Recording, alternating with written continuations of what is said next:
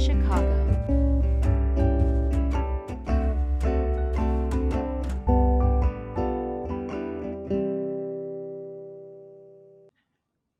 Welcome back to the Bridging Chicago podcast. I'm Nathan, your host, here alongside Alida Miranda-Wolff of Ethos.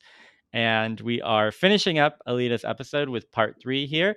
If you didn't get a chance to listen to parts 1 and 2, make sure you go back. You can find those on our website, www.bridgingchicago.com. Listen to the other 2 parts, and we hope that you enjoy the conclusion of Alida's episode.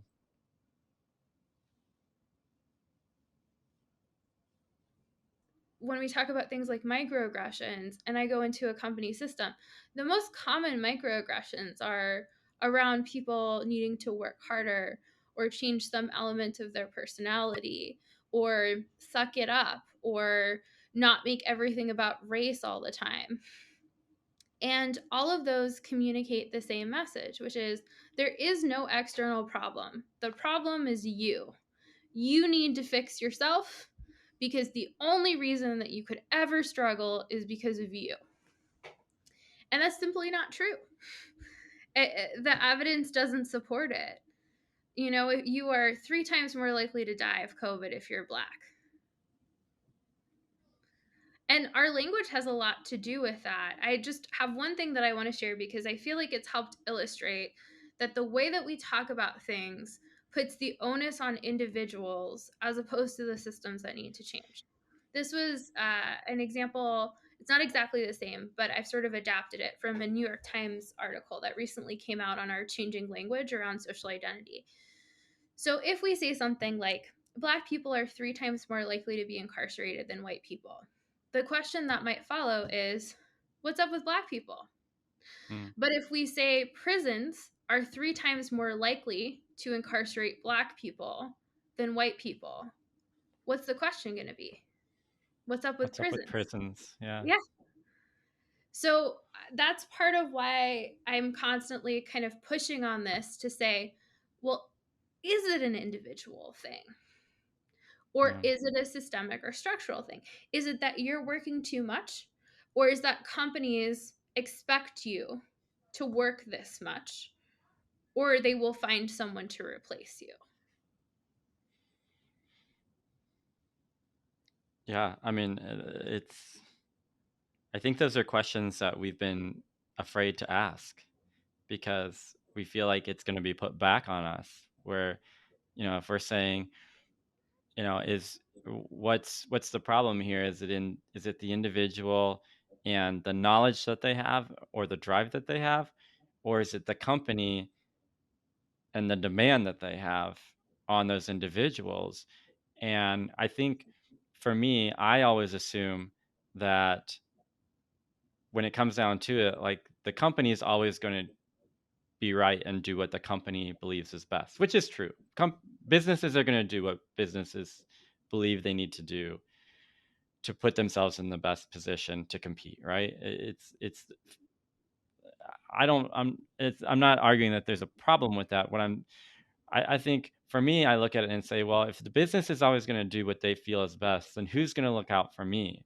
Mm-hmm. Because ultimately, can you ever really believe that your supervisor or that your teammates are going to look out for you? I think that would be hard to believe if you look at the question kind of in that reverse, as you were talking about, and saying, like, what is the business doing to ensure that the demand on its people is manageable and is acceptable? Because if you're saying, what are you doing to make sure that you're meeting the business's needs versus what is the business doing to make sure that it's meeting your needs? I mean, those are 2 very different questions. And for me, one is a lot scarier to think about. I will say this as a business owner, right? I own my own business. I run payroll myself. I have 10 employees, so small company, but I still run a company. Mm-hmm. And I understand the tension, right? You have competition between individual interests and group interests all the time, right? Because I may have one employee who really wants to work more hours. They might be really passionate and committed and want to put the work in, and another employee who doesn't. And so there are practicalities of this that I like to acknowledge and that I understand when I'm talking to other business leaders. But that's why I am very much against shame and blame language, because I feel that it is opaque on purpose. So Yeah. when I talk to my team and we talk about dealing with unreasonable hours, which we do because we're consultants and because we're in this work, what I try to do is the first thing, I show everyone on the team my profit and loss statement, and we practice open accounting.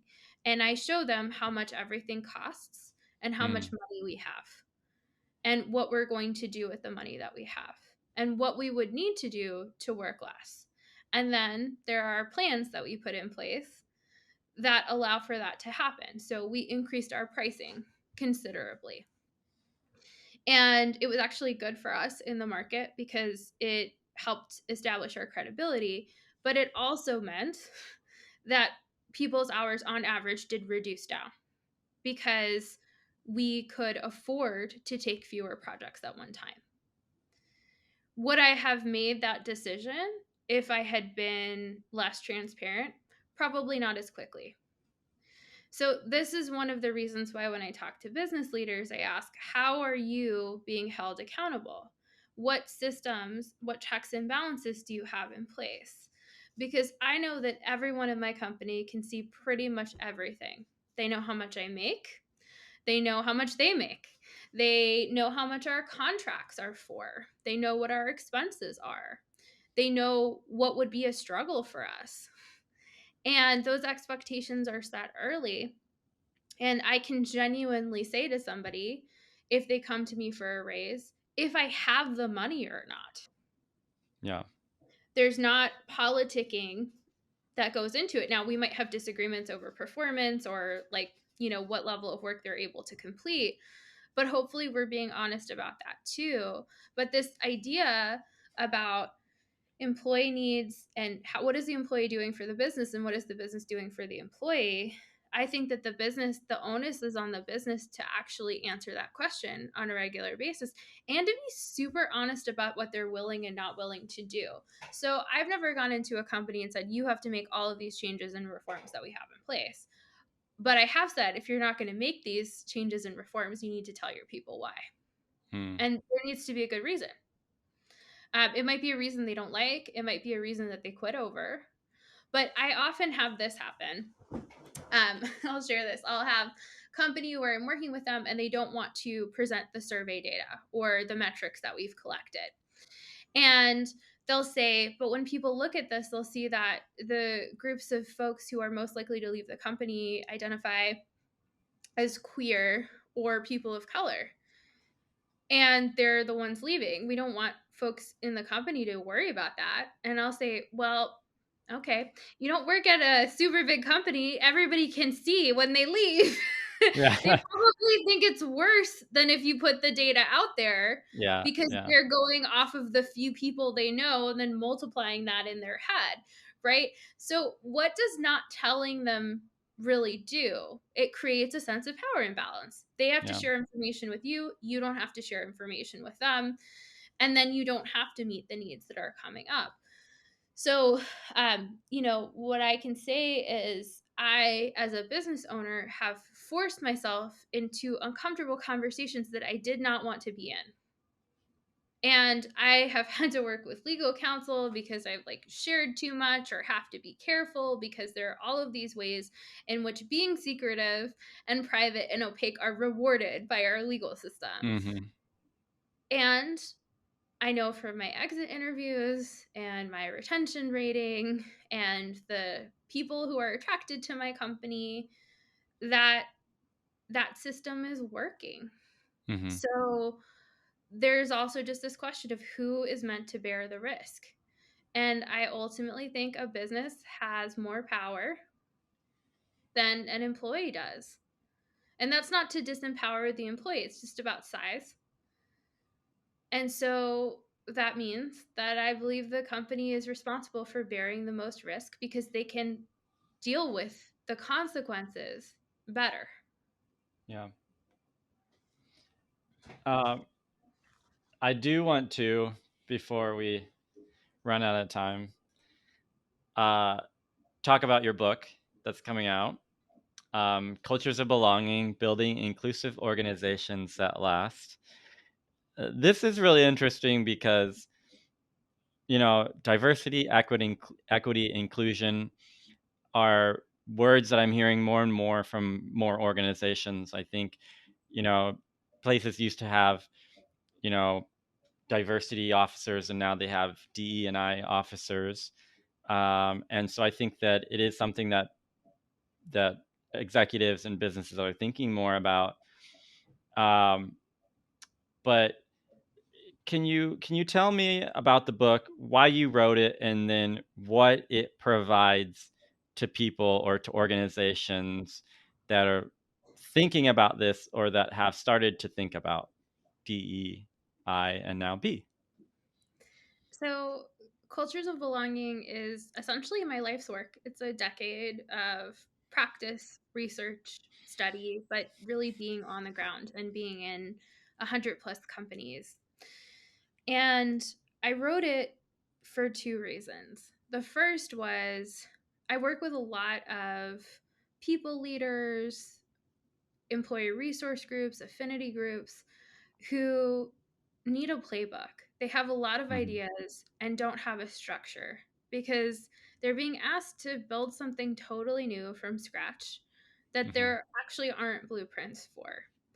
And I wanted to give them all of the models and frameworks that we use at Ethos. I mean, when you look at our consulting practice, it's all there, it's all in the book. All of our new employees read it because it allows them to do the work and assess and do strategic road mapping and implementation. So I wanted to make this as open source as I possibly could mhm, because my idea of scale is helping as many people as possible. And that is true. And I know that sounds starry eyed and idealistic, and I hear that all the time. But, I didn't start this business to be a business person. I started it because I felt called to dedicate my life to teaching love and healing harm. And so that's the first reason that I wanted people to have access to tools and frameworks that would allow them to translate their ideas into actions. Because when we get called into companies, they often actually do know some of the things to do. But the order, the priority, the backing, the structure, that's what's missing. But the second reason I wrote it is because I wanted to reconceive of our company's responsibilities to employees, similar to what we've been talking about here today. What it's built on, this idea of R2P2, is recruiting, retention, promotion, and protection. That's our framework at Ethos. It's my framework that I use. And the idea is before the employee joins to their very last day, their best day in the company, their worst day in the company, there is a strategy, a tool, a structure to put in place to support them. And every single one of these sections, you might think about recruiting, retention, promotion, and production and say, well, that's just basic people operations or human resources. Every single one is tied to social identity. And there are 12 social identities that I focus on in this book from a vantage point of no, we're not going to look at protection in terms of protecting the company against risk. We're going to look at what makes employees feel safe. So it's about asking different questions and mhm, developing those strategies and tools as a result. And so there are guides on how to lead healing circles. There are mhm, guides on how to check yourself when you're leading a performance evaluation. I have an entire decision tree in there of how to check your own bias before you ever deliver feedback because I want to be an advocate for employees inside of organizations. And I think increasingly, so does everybody else. yeah. Alita, there's so many things that we didn't get to that I mean, I'm just like thinking as you're talking and, writing down and taking notes and all these things, and I think that there's so many more things to learn out there. Um, and I hope that people listening feel the same way. And so what I'd like you to do is let people know how to connect with you, because This is all just kind of tip of the iceberg stuff, and it's been so good getting to chat with you and to hear your story, and thank you so much for sharing so openly about all the different aspects of your life and your work. And so I definitely want to leave people with ways to get a hold of you. So if you could share with us your social media, or however you feel, however you prefer to have people get in contact with you, or learn more about you or Ethos. Absolutely. Well, you can always follow me on Twitter. I'm at Alida MW. Also, feel free to follow me on LinkedIn. My name is Alida Miranda-Wolff. My handle there is also Alida MW. Lucky for you, I'm the only person in the world with my name. I've gone through hundreds of Google search results to verify and have never found another one. And you can always go to my website, alidamirandawolf.com, which includes all of my social handles, links to all of the articles that I write, and speaking events, places where we can find each other. It's also where my newsletter is. I read 2 books a week, and every month I list out the best ones. So if you're looking to add to your reading list, I am here to make the recommendations. I would love to offer that, especially I've got a big stack of books right next to me. I'm always looking to give recommendations and to receive them in turn. So those are a few places to find me. Yeah, and if you're interested, you can always check out her book. You'll have to remind me of the date. I know it's February 2022 that your book, Cultures of Belonging, Building Organizations That Last, that you can find on Amazon. And you can remind us of the date the book will be available. It's officially out on February 15th, 2022. It's available for pre order now. If you pre order, you will be getting some really cool bonus content on how to build your own DEI B strategic plan. So there is an advantage there. You can find the book on Amazon. It's also, if you're not into Amazon, on Bookshop, Barnes and Noble, and a variety of other sellers. So I am really grateful to anybody who takes a look. It's my first book. It's been a journey. It's been years, and I'm very, very excited for its release. Yes, well, I will definitely be pre-ordering that, so I'm excited to get that February 15th, 2022. And thank you so much for your time. I know it's a great resource, and I know that that you, I'm sure you have a lot of people that want it, and limited amounts of it. So thank you for that. We're always appreciative of our listeners, so thank you for listening to this episode. And yeah, we just hope that you're able to connect and that you're able to learn and to lead through that. So thanks again for tuning in to this episode of the Bridging Chicago podcast. Thanks for listening to this episode of Bridging Chicago, as produced by the SATC Solutions Center. Nothing contained in this podcast shall constitute financial, investment, legal, and/or professional advice. No professional relationship of any kind is created between you and the podcast host or guest.